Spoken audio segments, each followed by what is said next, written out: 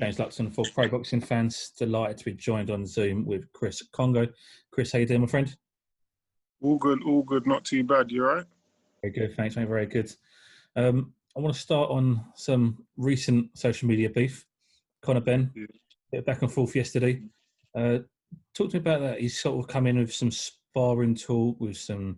You're saying that you're stopping before. What's going on with you and Conor? Nothing. We just need to get the fight going on. That's about it, really. He's got his fight with the British title, for the British title. I said I believe he wins it and he should come and defend it against me because I want the title. So right now, for me, that my aim is to get a British title and he's the one that's going to be fighting for it. So, I just want to have a crack at the title, really. First of all, why do you feel Conor beats Chris Jenkins for the title? I just feel Chris Jenkins, for me, he gets cut quite easily. Conor's a real rough fighter in the inside. He has to get close, and I'm sure he will get close. And yeah, them cuts open up quite badly on him. So I believe he'll get the win on that fight. And as I mentioned, Conor sort of mentioned about sparring between you two, and he sort of indicated that he got the better of you in sparring. Obviously, we know sparring, but anything that you want to reveal regarding those sparring sessions? There ain't nothing I got to reveal. You didn't get the better of me in any way possible. He's talking about something about 15-second clips, or he's not going to post 15. He can post whatever he wants. To be honest, I knew there was cameras in the gym. So when I went there, I wasn't looking to go too hard or to spar how I usually spar, because someone already gave me the heads up in their matchroom gym. They got cameras. I didn't see no cameras, but I put in my mind that there's cameras somewhere. These guys ain't stupid, you know? One, and two, that was 2 years ago. You know what I mean? You're talking about sparring 2 years ago. So that means you're the same fighter as 2 years ago then. You know what I mean? So if you want to talk about sparring, boy, he's got another thing coming. If you look at all these guys that always talk about sparring, majority of them always end up losing. You know what I mean? So, boy, I know for a fact he never got the better of me in any shape or form. Yeah, he never got the better of me. So, listen, let's fight, man. Let's see who's gonna get the better of who in a real fight. You know, let's make it happen. Obviously, it's a fight you want. You want the British title. Your last fight, you won the WBA Global. It could be easier for you to go, do you know what? I'll skip that. I'll go down WBO European, build your world ranking. Why do you want the British title so much? One, I like the belt, and two, I want to become the best in the UK first. And the one with the British title is the one that has the name, you know? So for me, I believe I'm the best in this division. And for me, winning the British title will be a tick from one of my boxes that I come into turn pro, and I said, yeah, the British title is one of my aims. Obviously, you did stop Luther Clay in the 9th round of Schedule 10. Do you feel you stopped Conor Benn? Yeah, 100%. I believe he does the same thing as Luther Clay. I believe he can only fight one way. He can't really box. We ain't really seen him box anyway. So we all know what his attributes are. And like I said, the more they put pressure, the harder it's going to get. And he's going to walk into something, you know. Same thing as I predicted with Luther. He walked into that hook. He walked into a right hand. He walked into a 1-2. You know, there was a few times that I hurt him in that fight, even previously before the 5th round. So if you watch the fight carefully, you can see there was a lot of times that he got hurt and he was actually holding. And with these fighters that's just coming forward at me, boy, they have to be smarter, because they're just gonna walk into something and they'll be down on the canvas and they ain't getting up. Trust me. You mentioned Conor is a very come forward on the inside, rough and tough kind of fighter. Does that play into your hands? 100%. Of course, that plays into my hands easily. Same way with Luther. His style played into my fight easily. So yeah, I believe it's the same thing. I believe Conor Benn might have a few more attributes and a few more bits and bobs in his locker, but same result is gonna happen. It's gonna happen. It might be first round, it might be the last round, but they're guaranteed to walk into something. Let's talk about the Luther Clay fight. Been a few weeks now for you to reflect on the win. As you mentioned, the left hook to the body, which seemed to do most of the damage. I spoke to Junior Saba. He said that was a shot that you guys had worked on before going into the fight. Sounds like it all went to the game plan. Yeah, 100%. I was working with Junior for a while for this fight as well. We done some work together. And yeah, everything coming to play, all the shots that we worked on, it all worked out, And yeah, there's not much I can say, man. We just gotta keep working now. I mean, for the fight, I believe it was a decent performance from me. It wasn't my best, just knowing that I had been out for so long, but I needed that to happen. I needed a fighter like Luther Clay to come and push, So yeah, now you're only gonna see a better Chris Kongo in the ring, and that's the most dangerous thing about it. You say it was a decent performance. What could you have done better? Have you identified things that you can change going forward? Yeah, 100%.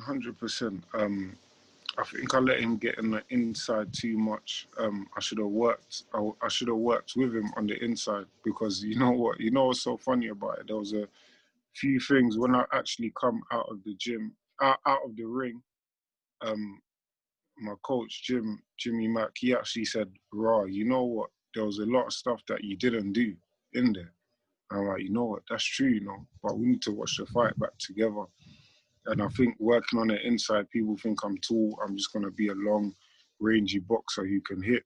But listen, sometimes when I sink them down to the body, I hurt people, man. I hurt people bad. So yeah, I think working on the inside a bit more, and just little bits and bobs, man, that I'm working on right now. So yeah, you'll see in the next fight. You mentioned as well you was out of the ring for a long time, 16 months, I think it was, something like that. How nice was it to get back in there and come out of a win? I mean, it was great, man. It was what I always wanted, I wanted to go there and put a performance, even though I know I couldn't put my best performance. But like I said, when you've been out for so long, you can't expect them things. And if I can get, if I could fight like that from 16 months, then I can't really be too hard on myself, I just gotta work on what I need to work on, and just I'll only get better and improve anyway. So it's the main thing. Absolutely. I just want to move on to your manager, Dillian Whyte. Obviously, the Povetkin fight didn't quite go his way. He seemed in control until that fifth round. What did you make of it from Dillian's point of view? How was you guys feeling about that? Oh, I was gutted, man. Even though I was celebrating for myself, I was still gutted because Dillian's part of the team. That is the team. I mean, everyone won apart from Dill, so we were just waiting on that win.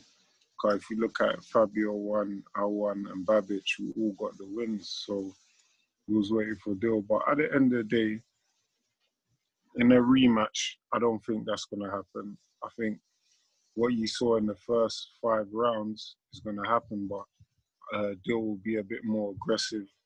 He'll be a bit more defensive as well, because he got caught with the uppercut. But he was winning the fight easy. Even he said he took his foot off the gas a little bit, but he was winning the fight easy. That was easy work, as you see. But it's heavyweight boxing. You get hit with a shot, you don't make no excuses. He comes straight back to Portugal, had a couple of weeks off, and he's back training. So Yeah. What you make of the immediate rematch? Is it the right thing for Dillian? Yeah, 100%, 100%. I believe so. Um, I believe in a rematch. It's gonna be a knockout from Dillian because he knows what mistake he made. He ain't gonna make that mistake again, you know. So yeah, I think it's a good chance, you know. And as a fighter, if you lose a fight, it's only right to call for a rematch. Do you think it shows his mentality as well to take the immediate rematch so soon after? 100%, 100%. It shows that he's mentally strong. It shows that he knew what was happening. You know, he knew he was getting the better of Povetkin, and he just wants to just get that win. Let's talk about a couple of other names in the welterweight division domestically. Um, Another guy who says he's highly avoided, Michael McKinson. What do you make of him? Is that a potential fight for you down the line? 100%. I want that fight. He wants that fight. He's got a higher ranking than me, and in the WBO rankings. So yeah, definitely. I want that fight. If we can make it happen by the end of this year, that would be great. Um, he said he's highly avoided. This guy was actually active when I was calling him out before. He didn't want to fight. You know, to be honest, I never had anything. But if he wants to call himself the best and he wants to fight everyone, then he should have took the fight with me a long time ago. But no, he was avoiding me. So that's a fight that I'm. You know what? He's got a fight coming up now. So we'll see how he gets on in his next fight. He comes out the winner, then we can get it on. Another name I want to throw at you is Josh Kelly. Seems to be for Mm-hmm. the European title. David Venetian, Mm-hmm. potentially being rescheduled.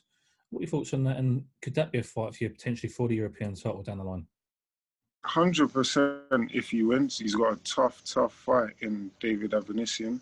Um, I hope he comes out the winner. I don't know what he's been doing now. We haven't really heard much if he's been training, if he's not been training, you know. So yeah, I mean, we'll see. Let him get on with that fight first. If it's gonna happen, you know, it might not happen again, but let's see. I hope it does. And if he wins that European, I'll be calling him out. And also on the other side of the world in America, we saw the other night Jaron Ennis. He seems to be on his way to world level in the division. What do you make of Jaron Ennis? He's a good fighter, you know. You know me, I like that style of fighting, slick, good boxers, slick boxers, and they can punch, you know. Reminds me a bit of myself. But yeah, definitely that's a future fight. I'm not looking at just UK, I'm looking at American fighters too. So if I'm trying to be the best, I need to look at everyone, not just people in the UK. So that's what I'm doing. I'm looking at them over the other side of the pond and saying to myself, one day we're gonna fight. It's gonna happen. For yourself, how far away? So you've had a long time out of the ring, and obviously at the moment your aims are the British title. How far away is the world level for yourself? The potential Jaron Ennis fights, Virgil Ortiz Jr. for example as well. Mm-hmm. Um, Not far. I believe. I believe if I can stay active as I am now, maybe in let's say a year and a half, 2 years, we can get it going on. So let's see. But even me, I don't mind. I take the fight, man. I take whatever fight gets thrown at me. So yeah, that's just me. What is your current? Have you got a current plan for your route? Are you obviously looking at the British title? Have you set down your team and have you got an idea in place of where you want to be, say in 12 months' time? Of course, we got a plan. We got a plan, but we'll keep that to ourselves at the moment. But yeah, it's quite tasty, and you lot will see within the next 12 months what I'll have around my waist. Absolutely. And just coming away from into the more topical topics of boxing, talk last few days of Floyd Mayweather, another exhibition potentially against Logan Paul. Mm-hmm. Your thoughts on that? What do you make of these exhibitions and the celebrity YouTube boxing type of things? I don't want to see that fight, if I'm honest. Floyd is a legend. Why does he want to fight someone that's a YouTuber, you know? If he wants to come back and have one more fight against a fighter, then that's something I'll be interested in. But this, I'm not too interested in it, man. I'm not too keen on it at all.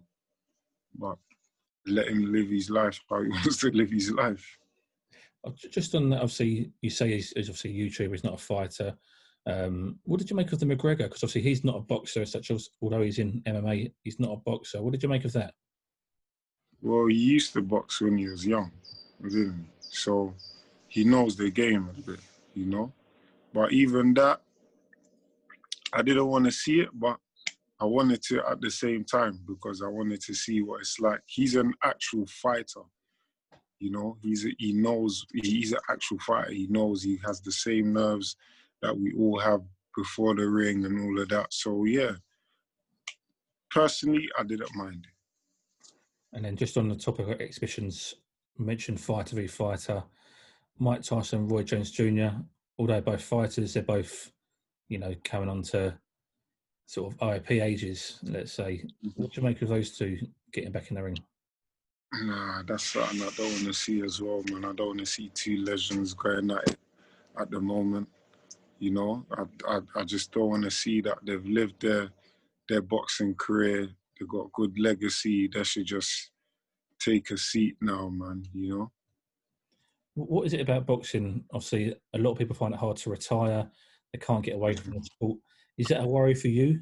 Do you feel when you come down to your retirement, let's say 15, 20 years down the line, will you struggle to get out of boxing? I don't know. We'll just have to see. I've been doing this my whole life. This is the only thing I pretty much, know what to do. So, yeah, I'm not saying that I'm going to be an old guy fighting, but you just never know. It was sad to see Danny Williams still fighting. Sorry, there's loads of flies and everywhere. It was sad to see Danny Williams still fighting. So yeah, I don't want to end up like that.